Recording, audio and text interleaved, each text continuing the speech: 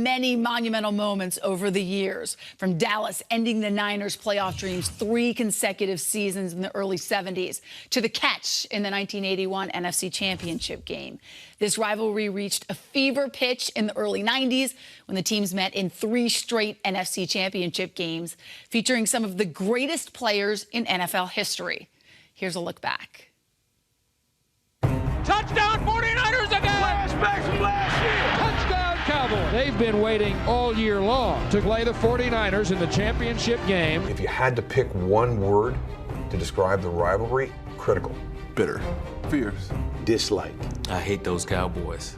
Bad blood. There was no love lost. I mean, no handshaking. It was all-out war. A rivalry is meaningless unless there's high stakes involved. It was one or the other. Whenever we played them, it was for everything.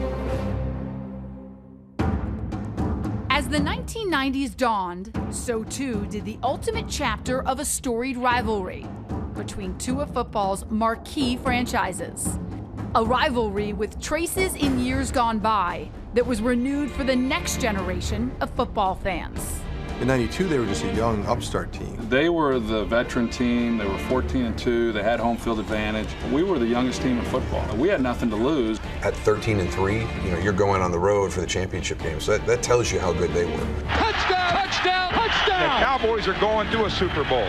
What I remember most, Jesse Cipolla mentioned that the road to the Super Bowl comes through San Francisco. And Mark Tournay on our side, after the game was over with, he said, Jesse, thank you for showing us the direction. Just a couple of years ago, we're 1-15, and there's absolutely no respect from any opponent that we played against. And here we are, going to the Super Bowl. How about them Cowboys?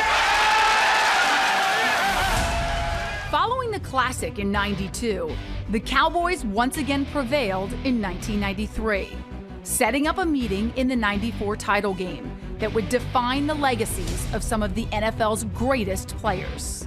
In '94, they were killers. I mean, no one should ever have beaten that team. We're playing the 49ers for the 3rd straight year in the NFC Championship game, and we got off to a tough start. 3 turnovers right away. We were down 21 points before most fans even got in their seat. 3 Dallas Cowboy turnovers, 3 49er touchdowns. It was a play right before halftime. Dallas thought that we were going to try to just get in position for the field goal, but we decided to go for 6. Steve Young threw the perfect ball, and we were able to put that dagger in Dallas' heart. Our engine was kind of slipping a little bit, so we weren't clicking on all cylinders. In our mind, we were very, very talented still, and we thought that we could really overcome just about any obstacle. That game proved to be too much for us to bear. 2 weeks later, San Francisco would go on to capture a 5th Super Bowl title. The next season, Dallas would claim its 3rd Lombardi in 4 years, bookending and defining a legendary era for the forever-linked franchises. It's such a rare thing that excellence smashes up against each other, where it's really the best of the best. The way that the game changed over the years because of the parity that's come about within the NFL. You don't have quite the same kind of rivalries like we had with the 49ers. Wow, that is right. What a rivalry, Mike, that was, huh, back in the day. What's your favorite memory? Coach, in all my years of working here, I've never had the feeling I had just in watching that piece. Man, I got goosebumps, tears in my eyes. I'm really ready to play football. I really am, Coach, because in San Francisco 49ers, my second year against 49ers, I tore out my knee against the 49ers. It's Jerry Rice. It's the guy that I've always wanted to measure up to.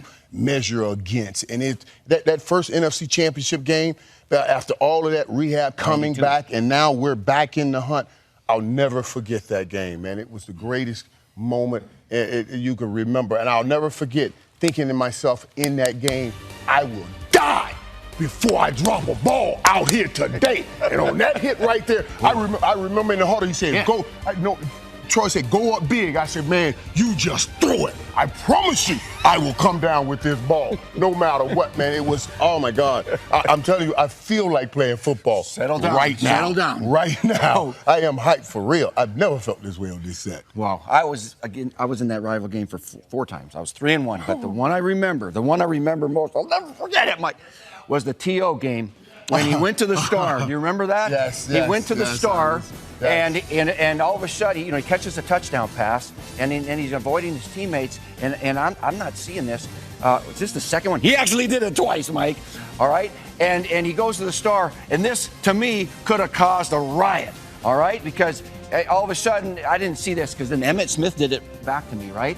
And then he does it again, and then he does it again, and I was embarrassed, quite frankly, about the whole thing. And we put a 40 burger on you guys, I might admit. But after the game, this is what I did after the game.